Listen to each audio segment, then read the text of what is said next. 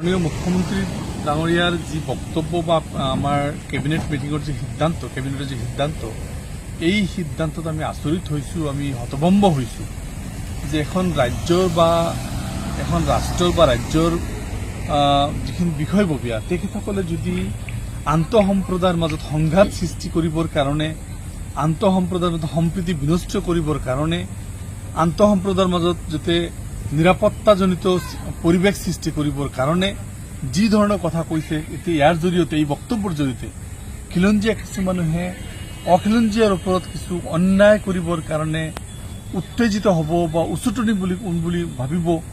বন্দুক লোৱাৰ পাৰ্মিশ্যন দিছে, বন্দুক লৈ কৰিব কি কৰিব, কাক গুলিয়াব, কাৰ বিৰুদ্ধে প্ৰতিশোধ ল'ব। চৰকাৰৰ প্ৰথম কৰ্তব্য হ'ল তাত শান্তিপূৰ্ণ এটা পৰিৱেশ সৃষ্টি কৰা, পিচফুল এটা এনভাইৰনমেণ্ট ৰিষ্ট'ৰ কৰা। কিন্তু তেনেকুৱা ঠাইত কাৰোবাক বন্দুক লোৱা, কাৰোবাক টাৰ্গেট কৰা, কাৰোবাক হেয় প্ৰতিপন্ন কৰা, এইটো যদি কেবিনেটৰ সিদ্ধান্ত হয় এই ৰাজ্য কিন্তু এটা অশান্ত অঞ্চলৰ পিনে যাব।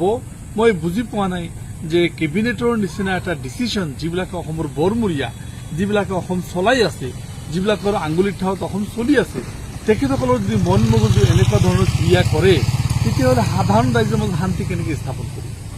পুলিচৰ দি ইমান দিন অশান্তি কৰিলে, আজি আপোনালোকে চবে দেখা পাইছে যে সুপ্ৰিম কোৰ্টৰ 107জনীয়া যিজন এনকাউণ্টাৰ তাৰ ব্যৱস্থা কৰিছে। আজিৰ দিনটোত আৰু কাৰোবাক বন্দুকটো সুলভ মূল্যৰ কৰি দিব, মানে ইজি কৰি দিব। স্পেচিয়েলি অলৰেডি আৰ্মছ এক্ট আছেই, আৰ্মছ এক্টত যিবিলাক প্ৰভিজন দিয়া আছে, এটা এক্ট প্ৰভিজন থকাৰ পিছত কেবিনেটে কেনেকৈ ক'ব পাৰে তেখেতসকলৰ আৰু সুবিধা কৰি দিব। এই কথাবিলাক অতি দুৰ্ভাগ্যজনক, অতি লজ্জাজনক।